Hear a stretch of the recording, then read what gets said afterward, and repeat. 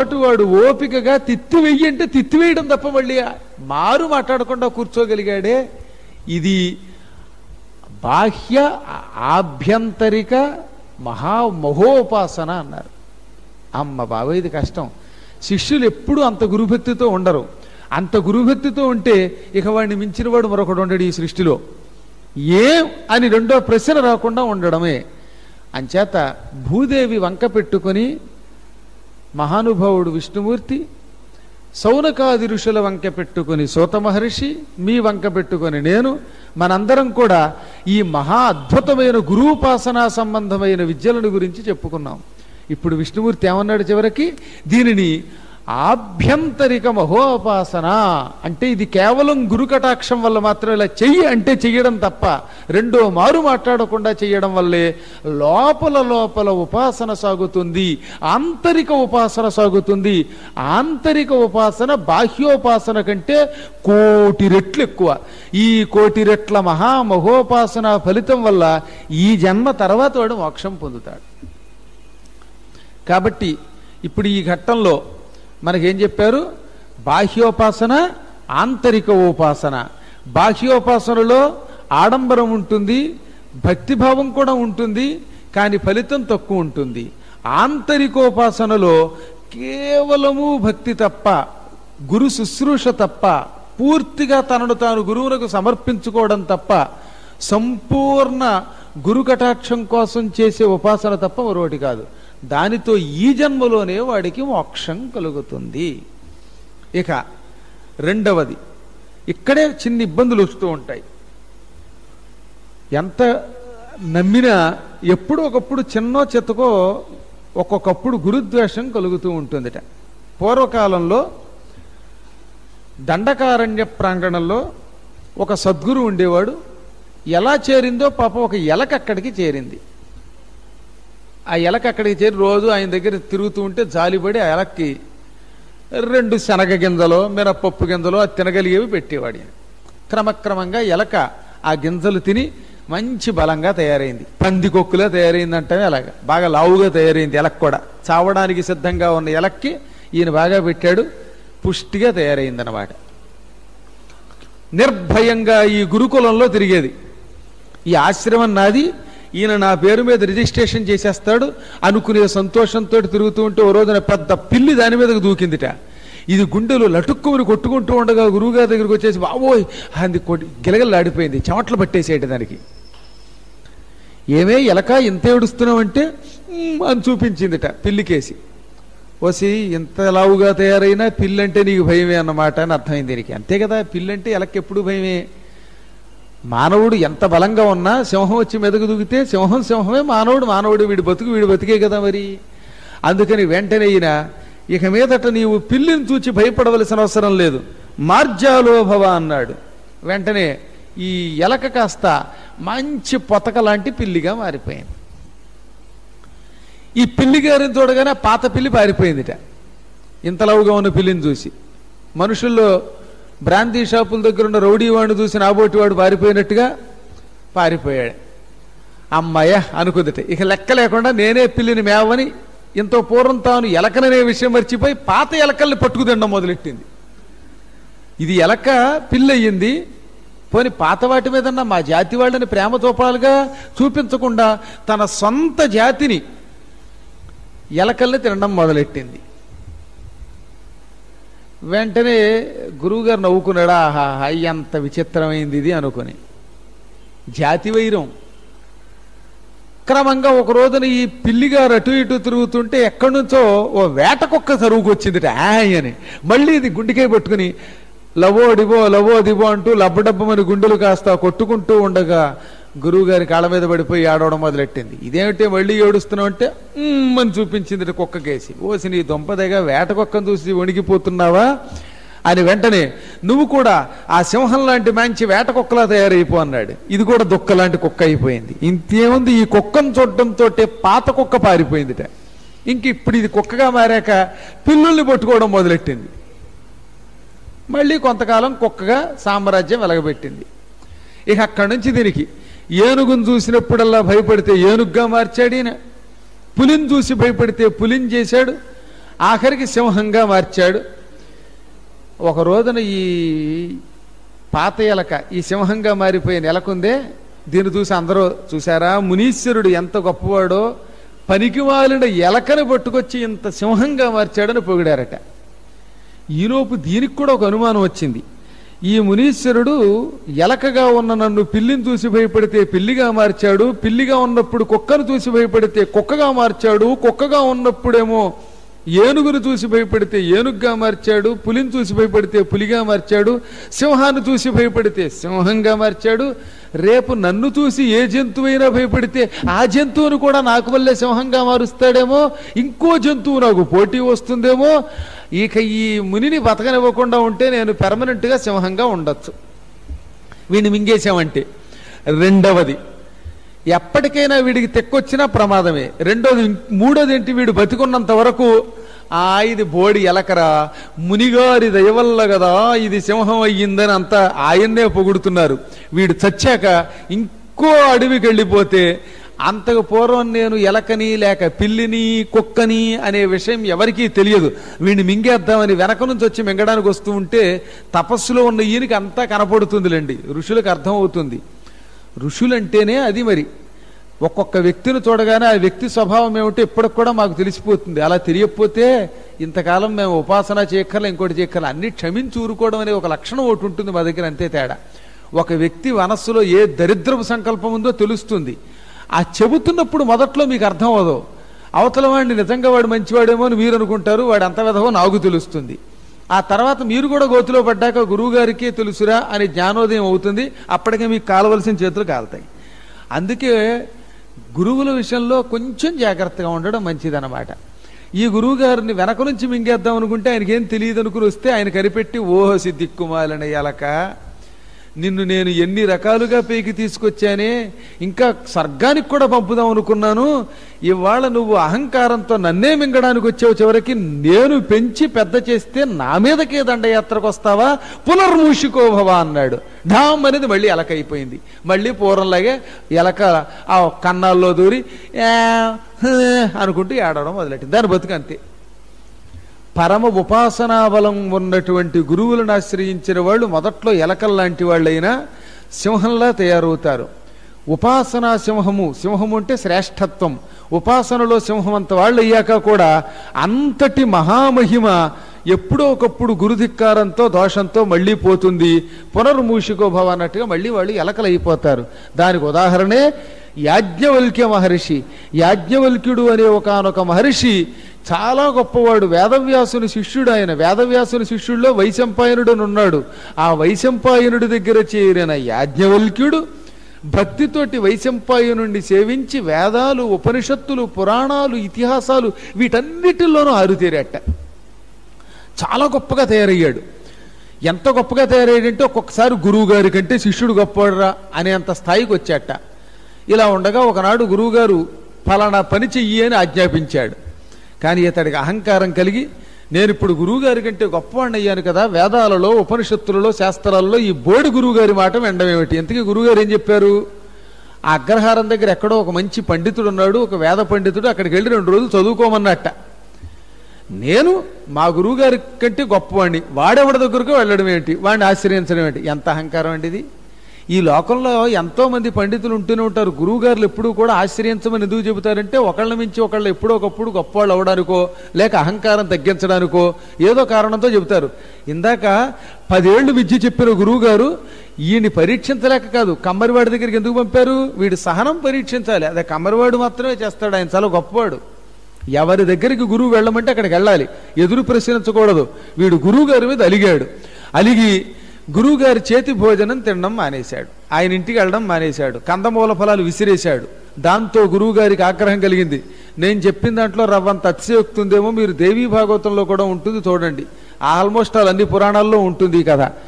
దాంతో ఇక గురువుగారికి మండి మూర్ఖుడా, సంవత్సరాల తరబడి నా దగ్గర చదువుకున్నావు, నేను నిన్ను ఆదరించాను, నిన్ను మహోపాసకుణ్ణి చేద్దామనుకున్నాను, సూర్యుడంత గొప్పవాణ్ణి చేద్దామనుకున్నాను, గురువుకి ఎదురు తిరిగావా, గురువుగారి ఇల్లే తొక్కనంటావా, గురుపత్ని ఇచ్చిన కందమూల ఫలాలు విసిరేస్తావా, నిన్నగాక మొన్న వచ్చినటువంటి పనికిమాలిన వాళ్ళ దగ్గరికి వెళ్ళి వాళ్ళ చేతి టిఫిన్లు చేయించుకు తింటావరా మూర్ఖుడా, నీ బతుకు అధోగతి పాలైపోతుంది, నేనిచ్చిన విద్యలు నీ కక్కేయి అన్నాడు.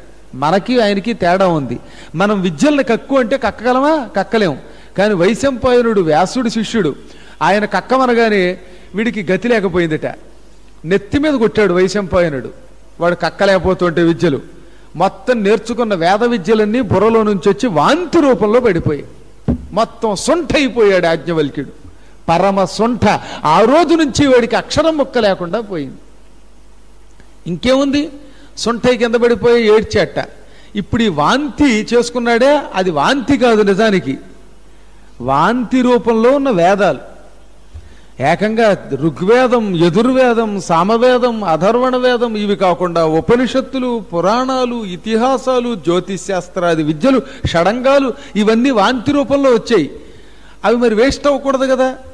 అందుకని ఏం చేశాడు మళ్ళీ వైశంపాయనుడు, తక్కిన శిష్యులు పిలిచాడు. రే, వీడిని శిష్యుడు అనుకుని చేరదీశాన్రా, పావుకు పాలు పోసినట్టు పెంచాను ఈ దౌర్భాగ్యుణ్ణి, ఎక్కడో ముష్టెత్తుకునేవాడిని పట్టుకొచ్చి గొప్పవాడిని చేస్తే ఇవాళ వీడు గురువుకి ఎదురు తిరిగాడు, అందుకని వాడి వేద విద్యలన్నీ కక్కేయమన్నాను, వాడిని కక్కించాను, ఇవి వ్యర్థం కాకూడదు, ఈ వాంతిని మీరు తాగేయండి, నాకేయండి అన్నట్ట. గురువుగారు విద్యలే అవ్వచ్చు కాక, కానీ ఎంత గొప్ప విద్యలైనా అది వాంతి వాంతే కదండి.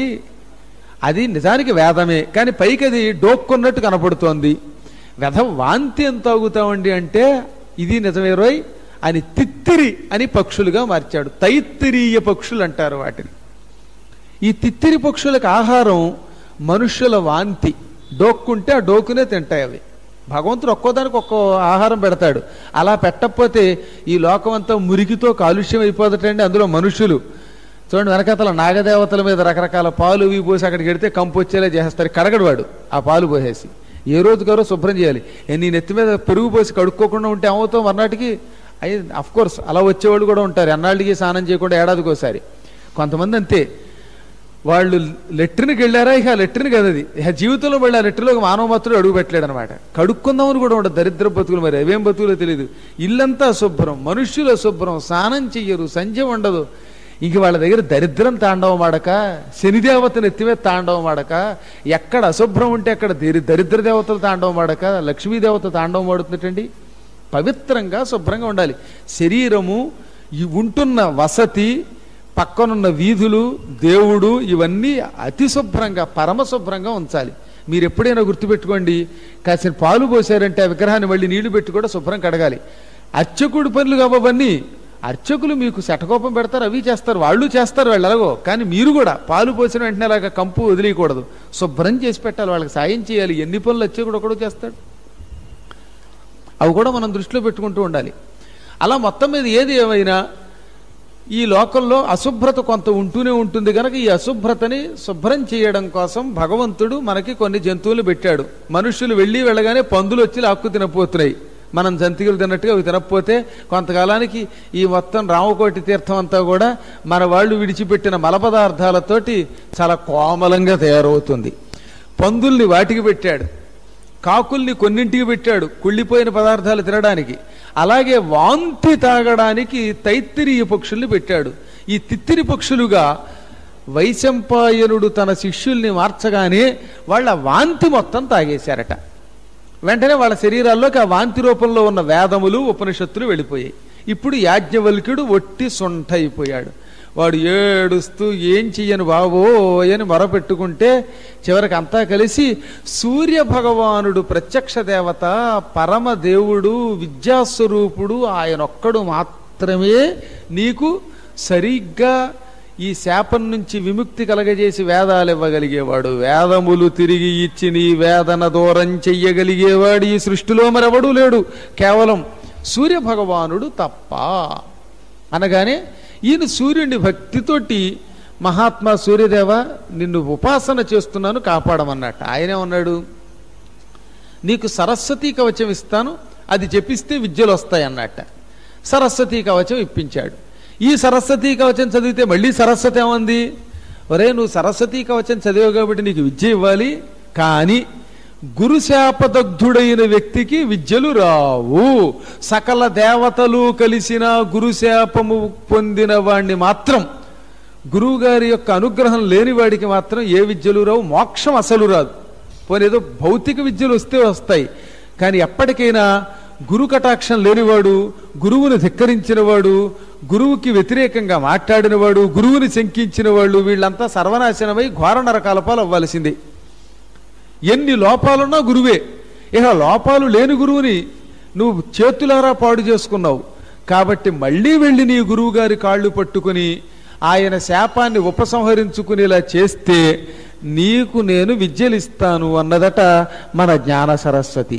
అప్పుడు వీడు ఏడుస్తూ వెళ్ళి గురువుగారి కాళ్ళు పట్టుకుంటే, గురువుగారు మహానుభావుడు గనక ఎన్ని తప్పులు చేసినా శిష్యులు క్షమించేస్తాడు. ఒక్క నమస్కారం చేస్తే మంచి గురువులు క్షమించేస్తారట వెంటనే.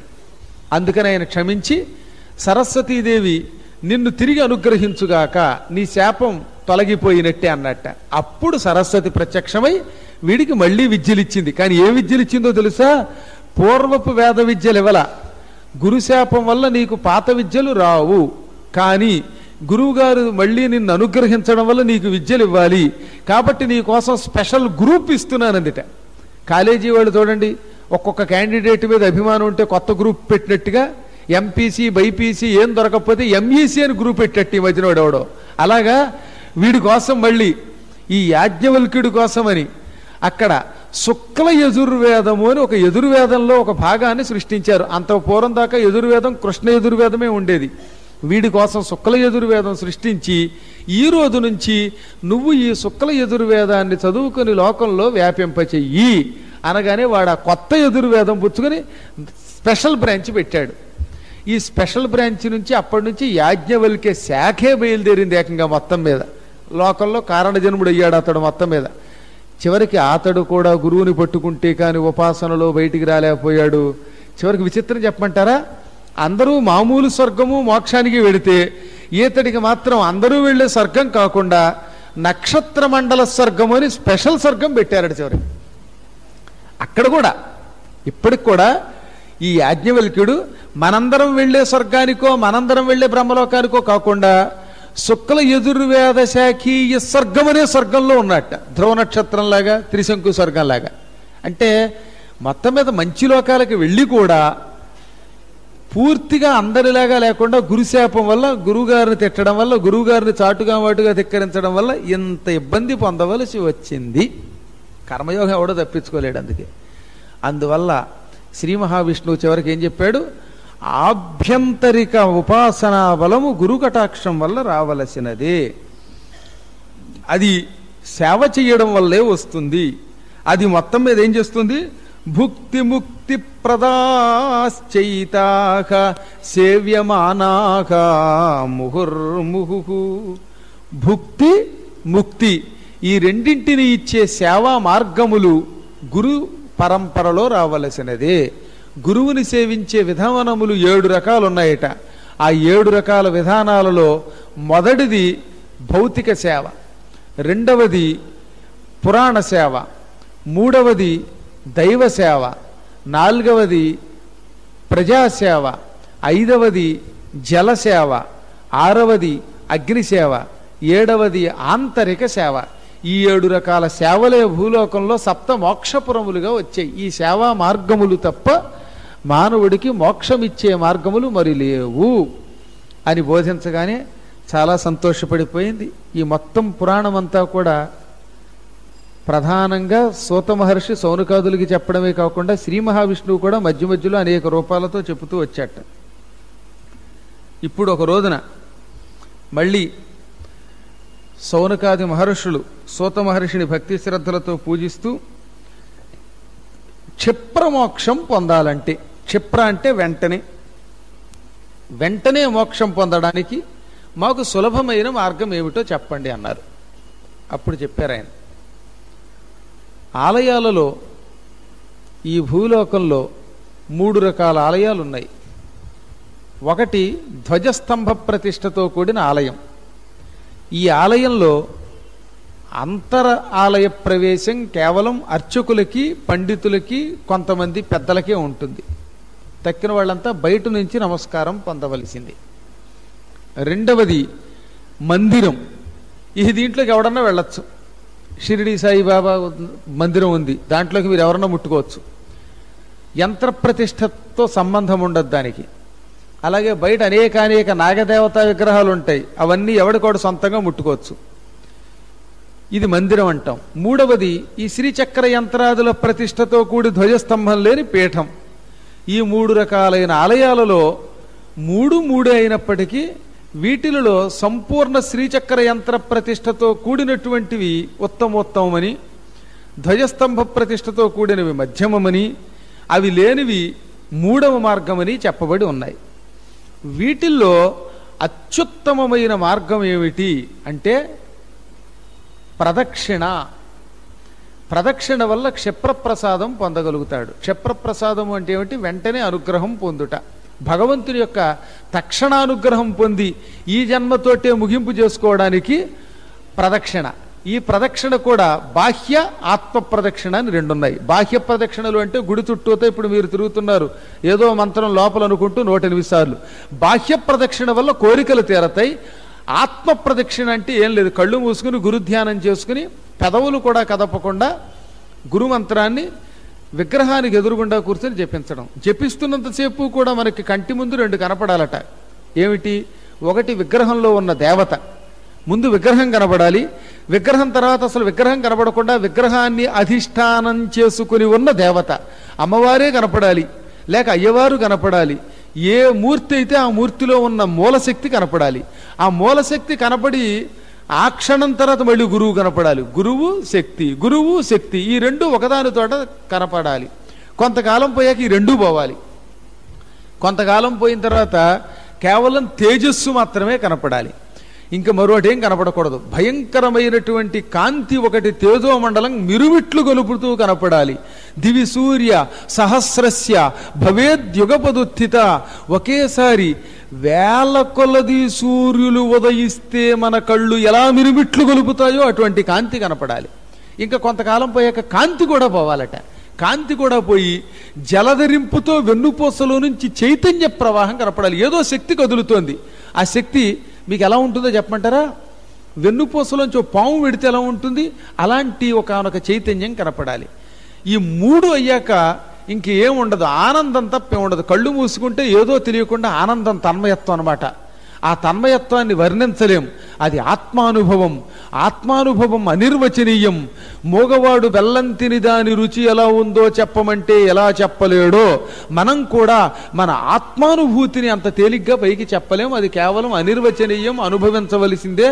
అనుభవైక వేద్యమైన దివ్యానందాన్ని, నవ్యానందాన్ని అందించేది శాశ్వతోపాసన అన్నారు. శాశ్వతోపాసన అదనమాట. ఈ ఆనందం అంత తేలికగా రాదు, 1,00,000 కోట్ల జన్మలెత్తితే గాని రాదన్నాడు అంత ఆత్మానందం. కానీ అనుభూతి ఎంతో కొంత మనం అనుభవించి పొందవచ్చు. 1 సెకను లిప్త కాలం అనుభూతి కలిగిన అది ఈ జన్మకి చాలు అన్నారు. ఆ లిప్త అనుభూతి కోసమే మనం నిరంతరం కళ్ళు మూసుకుని సాధన చేయాలి. అరగంట సేపు కళ్ళు మూసుకుని తెరవకుండా పక్కనున్న శబ్దానికి కిక్కురు మనకుండా ఆత్మానుభవం పొందగలిగిన వాడు మహోపాసకుడు అన్నారు. శరీరములో ప్రతి అణువణువు పరమాత్మ స్వరూపమే. అదే మనకి శ్రీచక్రం చెబుతున్నది. శ్రీచక్ర ప్రాణాహ ఇహ ప్రాణాహ శ్రీచక్ర ప్రాణాహ. ఇదిగో ఈ నాలో ఉన్న ప్రాణములు శ్రీచక్రములో ఉన్న నవావరణములే. మన శరీరములో 9 రంధ్రాలు ఉన్నాయి కదా, ఈ 9 రంధ్రములే శ్రీచక్రములో నవ ఆవరణములట.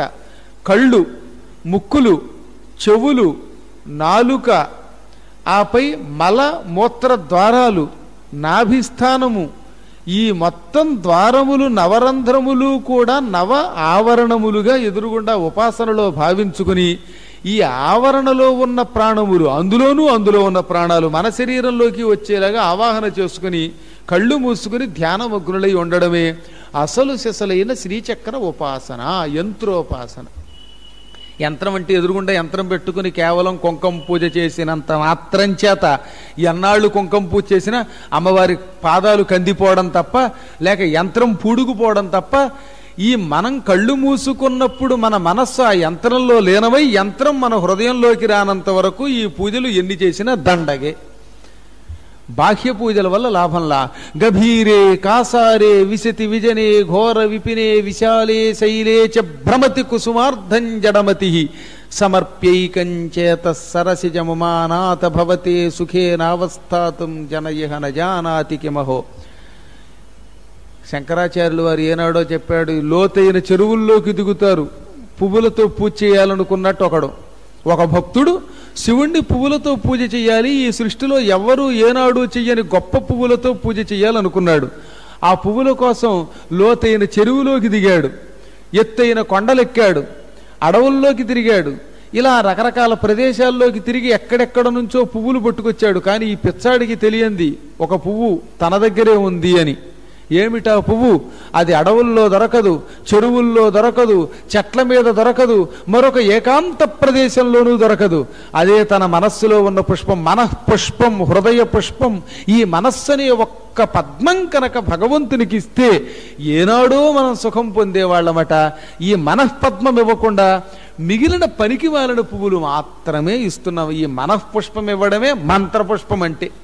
మంత్రపుష్పం ఇవ్వడంటే 24 గంటలు రాజాధిరాజాయ ప్రసహ్య సాగిని అనడం ఓటే కాదు.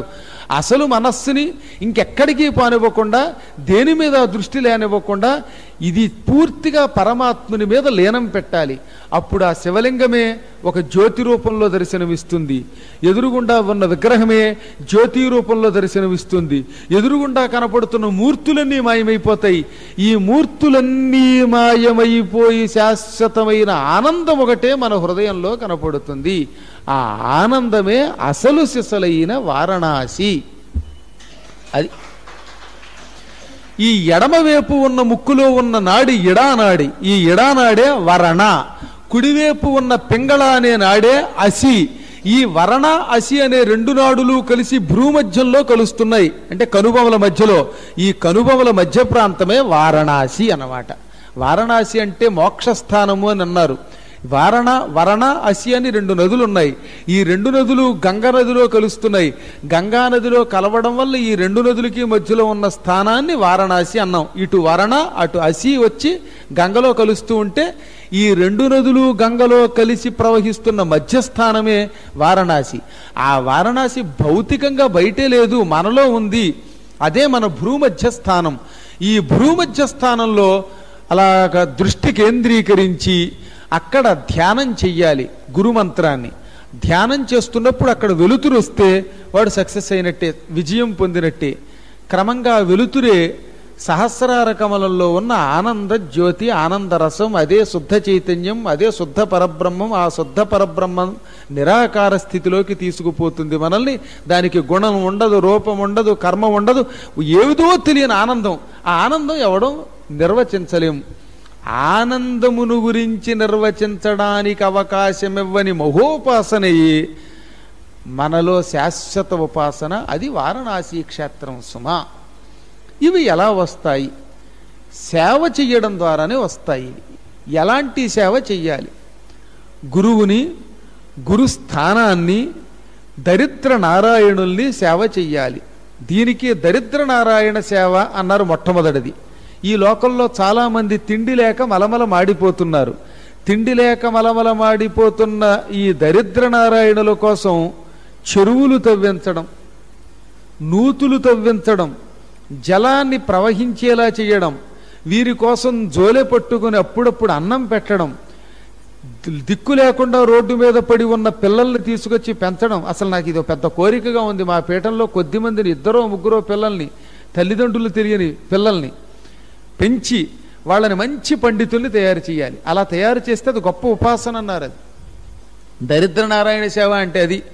దరిద్ర నారాయణ సేవ అంటే ఈ మధ్యన అన్నదానం చేయడం కోసం నువ్వు 25 రూపాయలు ఇస్తావా, 100 ఇస్తావా, ఇస్తేనే తింటానని ప్రాణం తీసే సాధువులు పట్టుకొచ్చి అన్నం పెట్టడం కాదు. అన్నం ఎక్కడ దొరుకుతుంది బాబోయ్ అని అల్లాడిపోతూ తినడానికి వచ్చేవాడికి పెడితే అన్నదానం అవుతుంది. కానీ పద్మాకర్ గారు వద్దు మొర్రు అంటే నువ్వు తినరా బాబు, నోటి నిండా ప్రసాదం కుక్కితే అది అన్నదానం అనరు. వచ్చేటప్పుడు వాయి ఇడ్లీ తిని వచ్చింది అనుకోండి, ఇప్పుడు ఈవిడ వద్దంటుంటే నోటి నిండా శనగలు కుక్కితే అది అన్నదానం అవుతుందా? అది దున్నదానం అవుతుంది, కక్కుకుంటున్నాడు కనుక. ఆకలి కల్లాడిపోతున్న వారికి పెట్టినప్పుడు మాత్రమే అన్నదానం అవుతుంది. ఇవాళ మనం చేసే పెద్ద పొరపాట్లవి. అది దరిద్ర నారాయణ సేవ. అలాంటి వాళ్ళకి సేవ చేయడానికి చేయవలసిన మార్గాలు చెప్పాడు.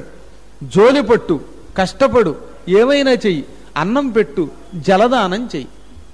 ఇవాళ అంబువాచి దినేషుచ మానవులు చేసే చాలా పెద్ద పొరపాట్లు వరసగా చెప్పుకొచ్చారు. భూమిని పూడ్చేయడం, అనవసరమైన చోట్ల తవ్వడం.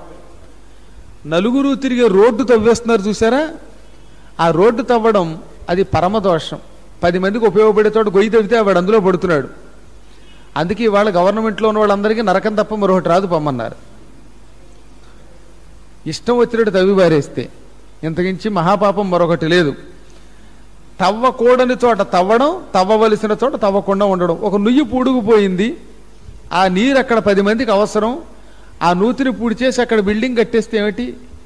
పూర్వం పేరయ్య కోనేరని ఇందులో పెద్ద చెరువు ఉండేది, ఆ చెరువు అందరికీ ఉపయోగపడేది, దాన్ని పూడ్చి పారేశారు. ఇవాళ వీళ్ళందరికీ నరకం. నేను చెప్పల, ఇదంతా ఈ పురాణంలో చెప్పారు. ఇట్స్ నాట్ మై ఒపీనియన్, నా సొంత పెత్తనంతో నేను చెప్పేది ఇందులో ఏం లేదు.